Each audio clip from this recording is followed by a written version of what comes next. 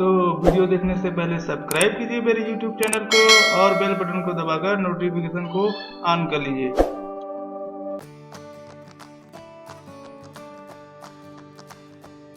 नमस्कार दोस्तों, एक बार फिर से आप सभी का मेरे चैनल में स्वागत है। दोस्तों, आज हम एक ऐसे टॉपिक पर बात करेंगे जिसके बारे में आपको जानना बहुत ही इम्पोर्टेंट है। दोस्तों, आज हम बात करेंगे हाइपरटेंशन के बारे में। दोस्तों, हाइपरटेंशन क्या है, हाइपरटेंशन किस वजह से होता है, हाइपरटेंशन की रेंज क्या है और हाइपरटेंशन से क्या क्या बीमारियां हो सकती है, इन सभी चीज़ों के बारे में स्टेप बाय स्टेप हम जानकारी देंगे। अगर आपको इसकी सारी जानकारी चाहिए तो मेरी वीडियो को आपको अंत तक देखना होगा।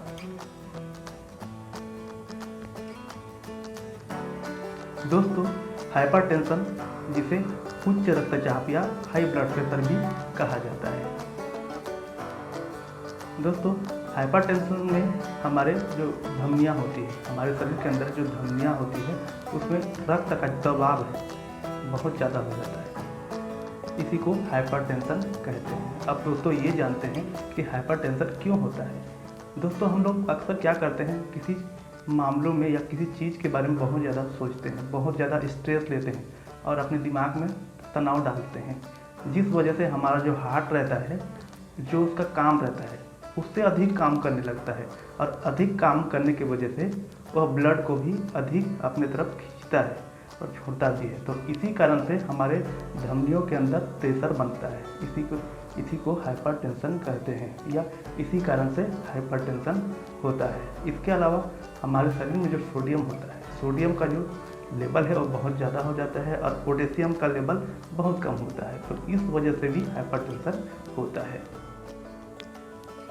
अब दोस्तों हम बात करते हैं इसके रेंज के बारे में। दोस्तों, हाइपरटेंशन का रेंज को जानने से पहले आपको हाइपरटेंशन यानी जो उच्च रक्तचाप है, तो रक्तचाप के जो लेवल है उसको जानना पड़ेगा। मेरे कहने का मतलब जो हमारा नॉर्मल बीपी होता है, नॉर्मल ब्लड प्रेशर का जो रेंज होता है उसको जानने की ज़रूरत है। तो दोस्तों, ब्लड प्रेशर को मापने के लिए दो माप की ज़रूरत पड़ती है, एक सिस्टोलिक और दूसरा डायस्टोलिक। सिस्टोलिक यानी उच्च माप और डायस्टोलिक यानी निम्न माप। तो दोस्तों, एक स्वस्थ आदमी का ब्लड प्रेशर या रक्तचाप कह सकते हैं, यानी जब वह आराम कर रहा होगा तो उसका जो रक्तचाप है 120 से 80 होना चाहिए, ये नॉर्मल रेंज है। लेकिन शारीरिक बनावट एज के हिसाब से थोड़ा बहुत इधर उधर हो भी सकता है।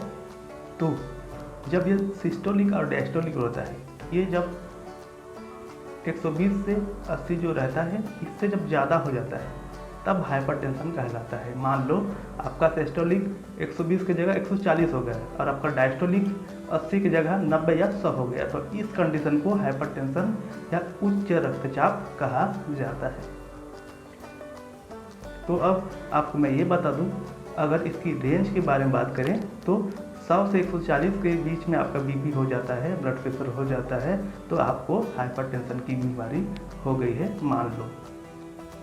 अब दोस्तों चलिए बात करते हैं, अगर आपको हाइपरटेंशन हो जाता है तो आपको क्या क्या बीमारियां हो सकती हैं। दोस्तों, हाइपरटेंशन की वजह से ही बहुत सारे लोग ख़त्म हो जाते हैं, बहुत सारे लोग का डेड हो जाता है। तो आपको मैं बता दूं कि हाइपरटेंशन से क्या क्या हो सकता है। हाइपरटेंशन के कारण से दोस्तों आपका हार्ट फेल हो सकता है, आपको हार्ट अटैक आ सकता है, आपका ब्रेन डैमेज हो सकता है, आपका किडनी खराब हो सकता है। तो ये हाइपरटेंशन सबसे खतरनाक बीमारी है दोस्तों। इसीलिए अगर आपको हाइपरटेंशन से बचना है तो बिल्कुल आपके दिमाग में किसी भी तरह का टेंशन नहीं लेना है, स्ट्रेस तो बिल्कुल लेना ही नहीं है। चाहे कोई भी कंडीशन हो, आपके परिवार में कितना भी बड़ा प्रॉब्लम क्यों ना हो, आपको स्ट्रेस नहीं लेना है, यही एक इसके उपाय है। और एक चीज़ आपको बता दूं दोस्तों, हाइपरटेंशन ऐसी बीमारी है जो एक बार किसी को हो जाता है तो कभी लाइफ टाइम के लिए वो छूटता नहीं है। भले ही आप उसको कंट्रोल में कर सकते हैं, टेबलेट खा के, मेडिसिन लेके आप उसको कंट्रोल में कर सकते हैं, लेकिन उसका परमानेंट इलाज नहीं है। और एक चीज़ आपको बता दें दोस्तों, हाइपरटेंशन एक ऐसी कंडीशन है हमारे शरीर की जो 40+ एज के बाद ही होता है, 40+ एज में ही यह होता है। आपको 40 साल के नीचे, अगर आपका एज 40 साल से नीचे है तो ये बीमारी आपको नहीं हो सकता है। रेयर केस में ही हमको ऐसा देखने को मिलता है। तो दोस्तों इस तरह से मैं आपको हाइपरटेंशन के बारे में कुछ जानकारियाँ दिया हूँ। इसकी पूरे इन्फॉर्मेशन के लिए आपको मैं एक और वीडियो बनाऊंगा जिसमें पूरी जानकारी आपको दूंगा। दोस्तों ये जो मेरा चैनल है, इस चैनल के माध्यम से केवल एजुकेशन ही आपको प्रोवाइड कराना है, इसके अलावा इस चैनल का कोई भी और उद्देश्य नहीं है। दोस्तों वीडियो अच्छा लगा तो मेरे वीडियो को लाइक कीजिए, अपने दोस्तों में शेयर कीजिए और चैनल को सब्सक्राइब तो कर ही लीजिए। इस तरह से आपको इन्फॉर्मेशन चाहिए तो। धन्यवाद।